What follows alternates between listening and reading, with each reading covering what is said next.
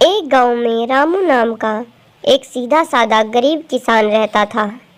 उसका हर काम भगवान भरोसे चलता था।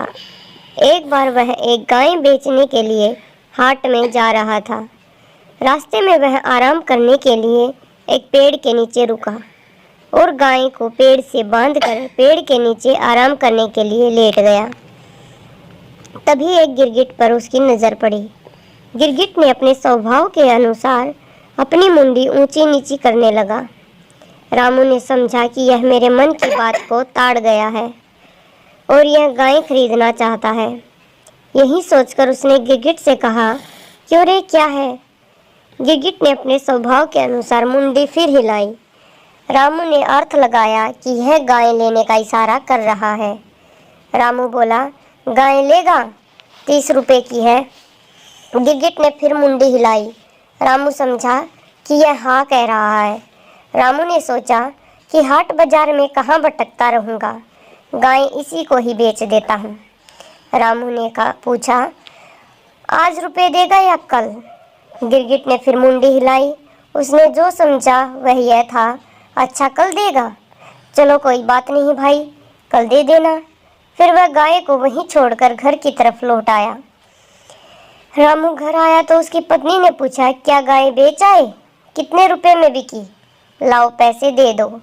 इतने प्रश्नों के उत्तर में रामू ने कहा, एक गिरगिट को 30 रुपए में ही बेच दी, पैसे कल देगा। उसकी पत्नी ने पूरी बात सुनी तो वह दंग रह गई। वह बोली, तुम पागल तो नहीं हो गई हो?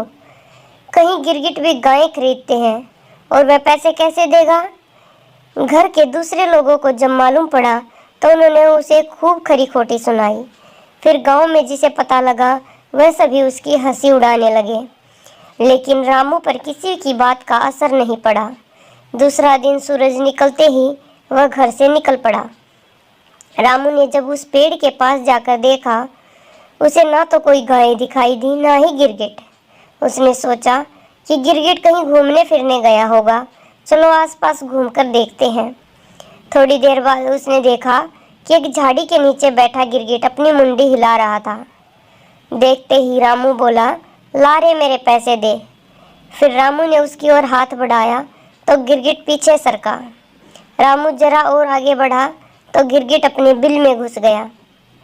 रामू ने सोचा कि शायद वह अंदर रुपए लेने के लिए गया है।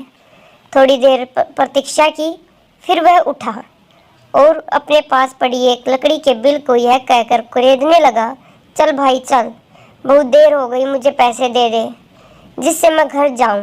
2-4 बार कुरेदने से वहां उसे चांदी के सिक्के नजर आए। रामू ने समझा यह सिक्के गिरगिट ने भीतर से दिए हैं।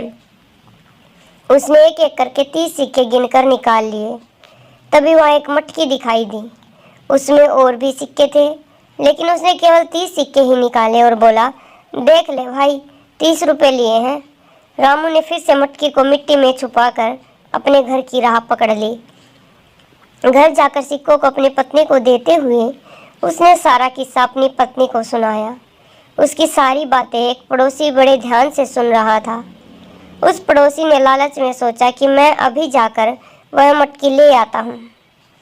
रात को उस जगह पहुँच गया जहाँ से रामू ने सिक्के निकाले थे।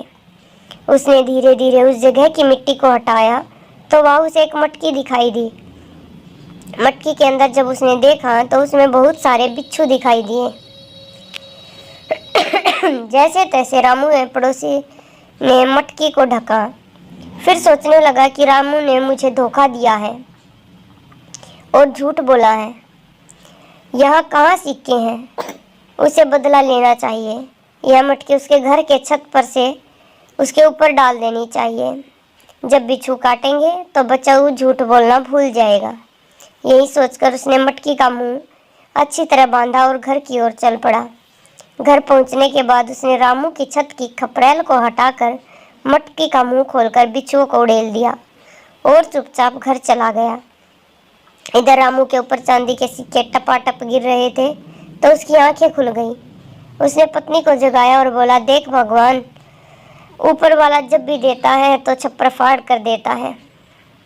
इसलिए दोस्तों, हमें इस कहानी से यही शिक्षा मिलती है कि भगवान उतना ही देता है जितना हमारी किस्मत में होता है। इसलिए लालच नहीं करना चाहिए और परिश्रम करते रहना चाहिए। धन्यवाद दोस्तों। मेरी कहानी आपको कैसी लगी कमेंट में ज़रूर बताना और अच्छी